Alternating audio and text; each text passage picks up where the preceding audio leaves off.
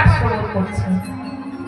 মোহন রাজা যখন ভাগবত পাঠ শ্রবণ করছে, ওদিকে কুমতি 6 ছেলেকে ডাক দিয়েছে। কাম, ক্রোধ, লোভ, মোহ, মদ, মাশ্চর্য।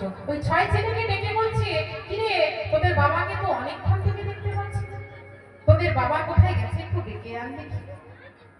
সেই 6 ছেলে গেছে বাবার সন্ধানে।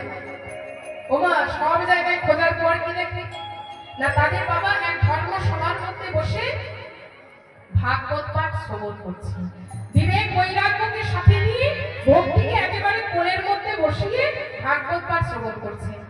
তাই সেই 6 ছেলে কিন্তু ওই স্থান পর্যন্ত কেউ পৌঁছাতে পারল না। ফিরে এলো মায়ের কাছে। কুমতি বলছে, কিরে তোদের বাবাকে সাথে করে আনলি না, তোদের বাবার খোঁজ পেলি না? সেই 6 ছেলে বলছে, জানো মা, আমরা বাবার খোঁজ পেয়েছি, কিন্তু বাবাকে সাথে করে আনতে পারলাম না। বলে, কেন পারলি না কেন? ওমা, বাবাকে সাথে করে আনতে পারলাম না, তার কারণ হলো আমাদের বাবা এক ধর্মসভার মধ্যে বসে বিবেক বৈরাগ্যকে সাথে নিয়ে ভক্তিকে একেবারে কোলের মধ্যে বসিয়ে ভাগবত পাঠ শ্রবণ করছি। তাই সেই স্থান পর্যন্ত আমরা যে কেউ পৌঁছাতে পারলাম না। নিতাই গৌর প্রেমানন্দে হরি বল।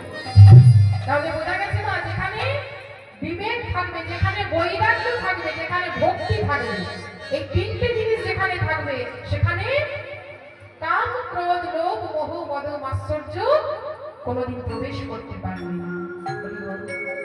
দেখবেন মায়েরা, নদীর প্রখর স্রোতে ছোট ছোট মাছগুলি কেমন উজানে বয়ে যায়, যাই তো বাবা?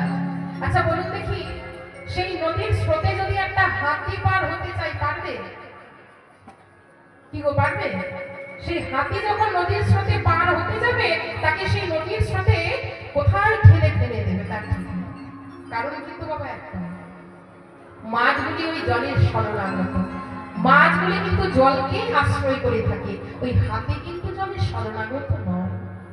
সে নিজের ক্ষমতার জোরে পার হতে চাইছে। ঠিক তদ্রূপ কেউ যদি ক্ষমতার জোরে আমার ভগবানের কৃপা পেতে চায়, তার দশাও ঠিক ওই হাতির মতো।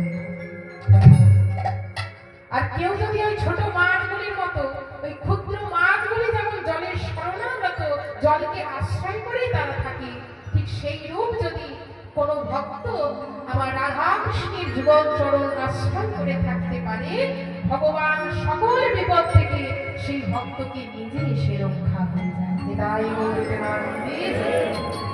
তাহলে চলুন, এত এত ভক্ত যখন এখানে এসেছেন, সবাই মিলে আমরাও সেই রাধা কৃষ্ণের ওই যুগল চরণে একটু আশ্রয় নেব, সবাই মিলে বদন ভরে গাইব।